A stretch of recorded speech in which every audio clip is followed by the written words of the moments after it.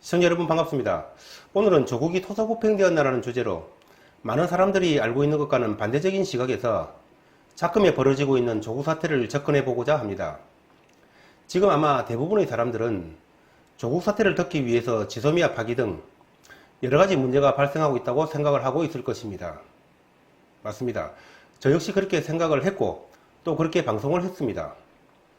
물론 지소미아는 조국이가 없었어도 파기됐을 것이라고 말씀을 드린 바는 있습니다. 그런데 26일 뉴스를 보면서 오히려 조국이 보호가 아니고 다른 문제들을 덮기 위해서 조국이 사건을 역으로 터뜨린 것이 아닌가 하는 생각도 충분히 해볼 필요가 있다는 생각을 했습니다.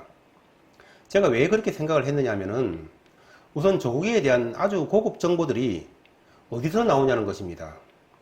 언론, 각종 정보기관, 검찰 등이 완전히 장악되어 있는 상황 속에서 저런 깊숙한 고급 정보들이 나왔다는 것이 너무 이상하지 않습니까?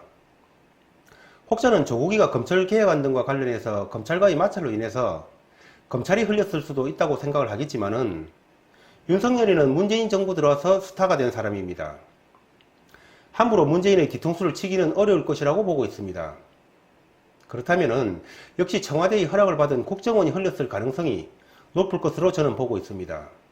그 이유는 첫째, 26일 연동형 비례대표제 등 공직선거법 개정안 4건이 정개특위 소위원회를 날치기 통과했습니다. 공직선거법 개편안을 의원들이 1독도 채 못해본 상태에서 날치기 통과가 되었다고 합니다. 통상적으로는 정개특위 소위원회는 여야 합의로 법안을 처리를 해서 전체 회의로 넘기는데 이날 소위원회에서는 투표로 처리해서 법안을 넘겼다는 것입니다. 한마디로 힘으로 밀어붙인 것입니다. 따라서 이번 8일 말경에 정기특위를 통과를 하고 한국당이 법사위원장을 맡고 있는 법사위에서 아무리 오래 끈다고 하더라도 90일 뒤에는 자동으로 국회 본회의에 부의가 돼서 의결이 된다면은 12월에는 연동형 비례대표제가 탄생이 되는 것입니다. 그렇다면 내년 4월 총선은 연동형 비례대표제를 골자로 하는 새로운 선거법에 의해서 선거가 치루어지게 될 것입니다.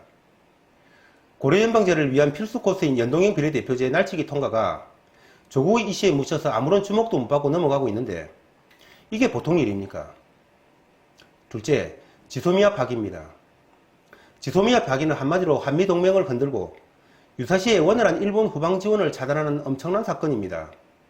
이것 역시 조국의 이슈로 흐지부지 되어버렸습니다. 셋째, 나머지 6명의 장관 후보자는 프리패스입니다. 이 세 사건이 결코 작은 이슈가 아니죠. 그런데 이 세 사건을 프리패스하기 위해서 만약 조국 카드를 던졌다면은 조국이는 왜 희생양으로 삼았을까? 조국이는 민정수석으로 있었죠.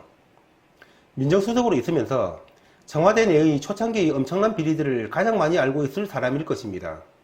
그런데 청와대 내에서 모종의 알력이 있어서 조국이를 만약에 제거해야 되거나 아니면은 하여튼 어떤 이유로든지 간에 조국을 제거해야 하는 이유가 있다면은 조국이는 민정수석으로서 많은 정보를 가지고 있기 때문에 쉽게 제거하기는 어려울 것입니다.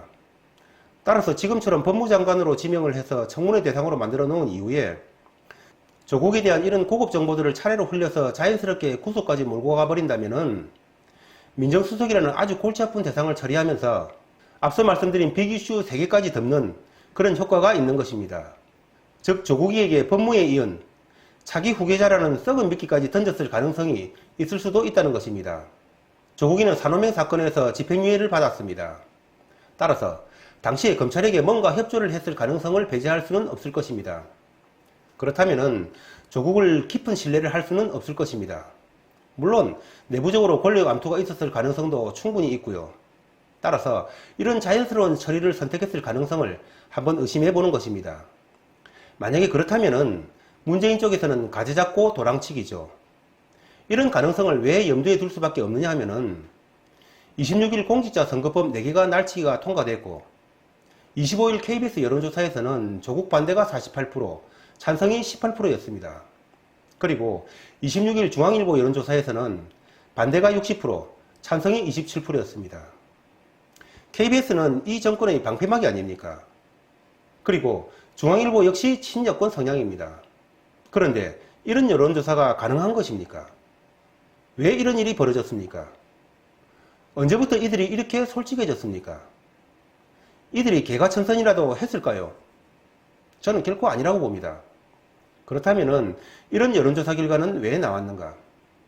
이것이 아마 조국이를 자연스럽게 낙마시키고 결국에는 구속으로 이르게 하기 위한 내부적인 암투의 결과가 아닌가 생각을 합니다. 자, 저희 이런 시나리오가 맞다면은 조국이는 낙마를 넘어서 구속이 될 것입니다. 그러나 임명이 강행된다면은 이 시나리오는 당연히 틀린 것이 될 것입니다.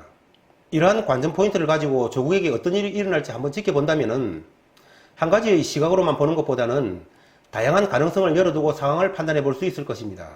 감사합니다.